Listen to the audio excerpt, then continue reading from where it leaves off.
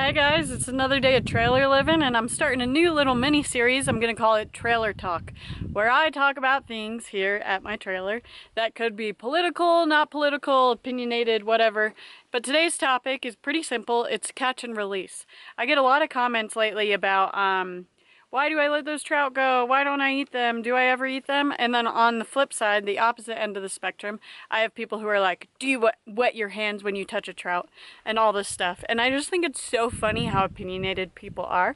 I don't really care one way or the other. I'm always going to do me and do what I think is right. But I'm going to tell you my personal opinion on catch and release and catch and cook and the whole 9 yards, why I think that. I'll give you good scientific data to back up my thoughts.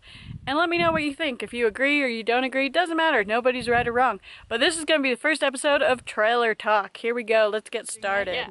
Welcome to the first episode of Trailer Talk. Like I said, we're going to be talking about catch and release today. Me and Brookie Fable. So, catch and release. Funny topic. So I've been fishing since I was 4 years old, maybe even earlier. I grew up in New Jersey fishing rivers that were literally right across the street from my house, and also spent a lot of time fishing the ocean in the Florida Keys where a lot of my family lives. So we visited there a lot and fished in the ocean, got me hooked on it. Just back then, we always released the trout unless we needed them for dinner. And ocean fish, it's kind of a different thing, but we'll get into that later. Anyway, into my adulthood, I've always practiced catch and release, I would say 99% of the time. And there's a couple different reasons why. One, I always joke around, but it's really the truth. Trout are my friends. I don't feel the need to kill trout, ever. It would make me sad because they're beautiful and they're so harmless, you know. You put this hook in their mouth and they don't even care. They don't even bite you. They don't even hurt you. They just do their thing and they're like, let me go when you can, okay? So that being said, I can think back to the last time that I kept a trout, and that was probably about 2 years ago. I'm not saying that's right or wrong. I just have no need to keep them most of the time. And some people have gotten like really absurdly angry in the comments on my YouTube. Why would you kill a mule deer and eat that, but release the trout so it can just waste in the bottom of the lake and die? And all that. Seriously, that's been the thing. And, you know, I hunt deer, and deer lasts in my freezer all year long.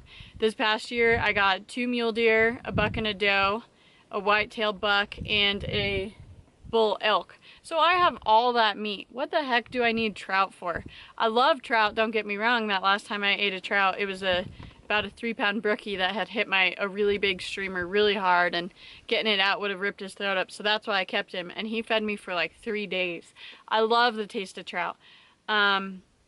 I just don't do it because I don't need it, you know? And you shouldn't either, in my personal opinion. If you're keeping trout and they're sitting in your freezer for 20 years, why the heck are you keeping trout? Because you're taking a fish out of the population that can no longer pass on its genes and make babies to the next generation. So if you really need the meat and need the trout and have nothing else all the time, and you use it consistently and you don't just let it sit in your freezer for 10 years, then go ahead, eat the trout. But there's also certain environments where it's better to take trout out of the waters than others. For example, another reason I don't keep trout is because these lakes that I'm fishing, some of them haven't been stocked in 20 years. Others are totally naturally wild populations. So what you see is what you get. And if the fish clearly aren't stunted and they're just surviving and doing well, there's no reason for me to take them, because it's not like I'm going to count on the DWR to restock lakes if a bad winter happens, or if somebody comes in and takes 20 trout. You know what I mean? Like, I'm just doing my job as a fly fisherman to keep these trophy fisheries trophy. And there's certain different species that come into play for why I think what I think. For example, tiger trout. I used to work in a fishing shop, and I would put line on people's reels, stock the shelves, all that, work the fly fishing. And this guy in his like 60s came in one day, and he just couldn't stop telling me about how much he loved eating tiger trout. You ever tried tiger trout? He finally said, and I said, no, I don't eat tiger trout. And he goes, why not? You know, like, why would anyone not eat tiger trout? I'm like, tiger trout are sterile. They're hybrids made in the fish hatchery, and they do not reproduce. And he was like, oh, really? I'm like, yeah, so if you're fishing in a tiger trout population that maybe gets stocked with 50 tiger trout every other year, and you're taking 5 tiger trout a day, those tiger trout aren't going to just randomly come back because they can't make babies and reproduce. And so many people don't know that about tiger trout. Same with splake. Splake are a cross between a lake trout and a brook trout, and guess what? Splake can't reproduce either.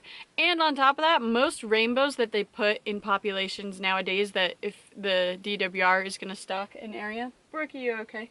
Most rainbows are sterile, so they can't reproduce either, and they do that so that they don't crossbreed with the cutthroat and make cut bows, because we don't like that. I don't personally care, but the DWR likes pure natives, blah blah blah, the whole 9 yards. So yeah, so think about the fish's ability to reproduce when you're putting one back in the water or taking one out. Also, another thing to talk about is spawning. So spawning fish, this is a really uncomfortable topic for fly fishermen for one simple reason. Everybody hates on it. You caught cutthroat in the spring. Oh my god, they're spawning. They're fragile. You're killing them. Oh, you're such a bad, cruel fisherman. You're the worst. You're doing it to be insta-famous. That's what the snobby fly fishermen will say. But the same fishermen are out there catching cutthroat in the spring when, guess what? They're spawning. Brook trout in the fall when they're spawning. Brown trout in the fall when they're spawning. Rainbows in the spring when they're spawning. So everyone is a freaking hypocrite. So let me tell you something. I'm a guide, and if you're gonna ask me or any of the other guides that I work with, and they're all amazing guides, all different ages, crazy good fishing abilities, you ask them when's the best time to catch a brook trout, they're gonna say the fall. When's the best time to catch a cutthroat, they're gonna say the spring. End of story. We're not killing the fish, we're not hurting the fish because when they're spawning, we're putting them back. And that's another good topic, is when fish are spawning, put them back. I think that is the most important thing, because they're actively making babies when you're out fishing for them and catching them, and you're eating something that could have just made however many babies for the next population that could soon be, who knows, the state record size fish. Brookie, come back. So if they're spawning, put them back. I think that's my personal opinion. Like I said, you guys don't have to listen to me at all. There's no right or wrong. That's what I personally believe. I let them go so you can get more chunky. Same with tiger trout. They can't reproduce, so I'm always going to let them go no matter what. If I kill them somehow on the way in or way out, I'll keep them and eat them, but that doesn't happen very often because I'm careful, because I care about them, because they're my friends. Okay, let's see what else. Oh, Berkey's under the trailer. She's good. Let's see what else. Ice fishing, catch and keep, catch and release, I don't care. Most places that are trophy fisheries, they close during the ice fishing months, which I think is a good thing, because it's easy to catch a fish through the ice most of the time because everything is so scent based, you know. These fish are starving, they're under ice, there's a lot less food than when they have open access to the top of the water in the summertime. So that's what I think for ice fishing. Now what about put and take fisheries? There are plenty of urban ponds, big reservoirs, all these things that they stock every other week. Go ahead and keep your limit. You know, that is the point of a put and take fishery, is go ahead and take them. They're gonna stock more. There's plenty of those. If you only fish put and take fisheries all the time, go ahead and keep all the fish you want. I don't care. I'm just saying these lakes that I fish, you guys see them in my videos. They're small, they're solitary. There's not a lot of people that know about them or go to them.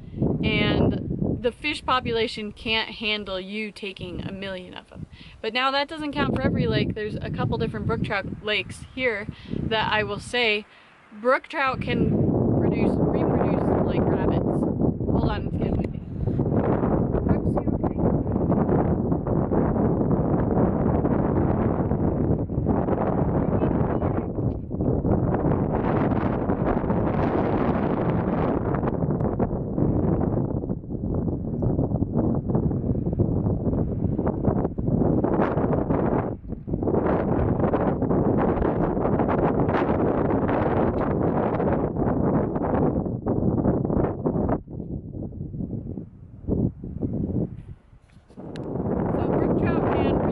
Like rabbits.